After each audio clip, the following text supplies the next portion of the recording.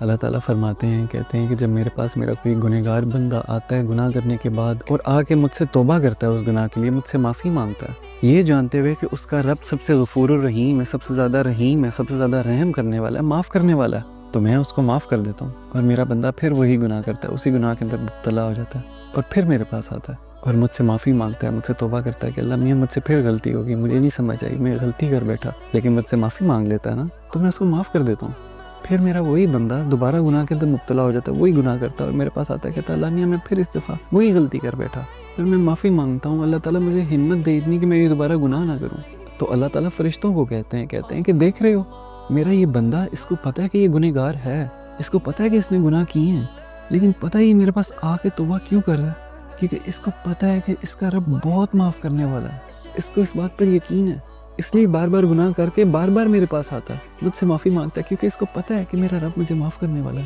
چاہے اس کے گناہ سمندر جتنے بڑے کیوں نہ جائیں، لیکن اس کو پتہ ہے کہ اس کے وہ گناہ میرے رب کی رحیمی کے سامنے چھوٹے ہیں۔ تو فرشتوں تم گواہ رہو کہ میں نے اس کے ہر گناہ کے اوپر اس کو میں نے معاف کیا۔ اللہ تعالیٰ کی ذات کو یہ پسند ہے کہ اس کا بندہ اس سے آ کے توبہ کرے، کیونکہ اللہ کو یہ پسند ہے کہ جب کوئی بندہ غلطی کرتا ہے نا تو اللہ کے پاس جا کے معافی مانگتا ہے۔ اللہ کو یہ ادا بڑی پسند ہے کہ اس کے پاس اس کا کوئی بندہ آئے اور اس سے معافی مانگے۔ شیطان میں اور حضرت آدم میں یہی تو فرق ہے کہ شیطان نے غلطی کی اور اس پر اڑ گیا، پر حضرت آدم نے غلطی کی اور انہوں نے اللہ تعالیٰ سے بار بار اس پر توبہ مانگی، اللہ تعالیٰ سے معافی مانگی، یہی تو ایک فرق ہے۔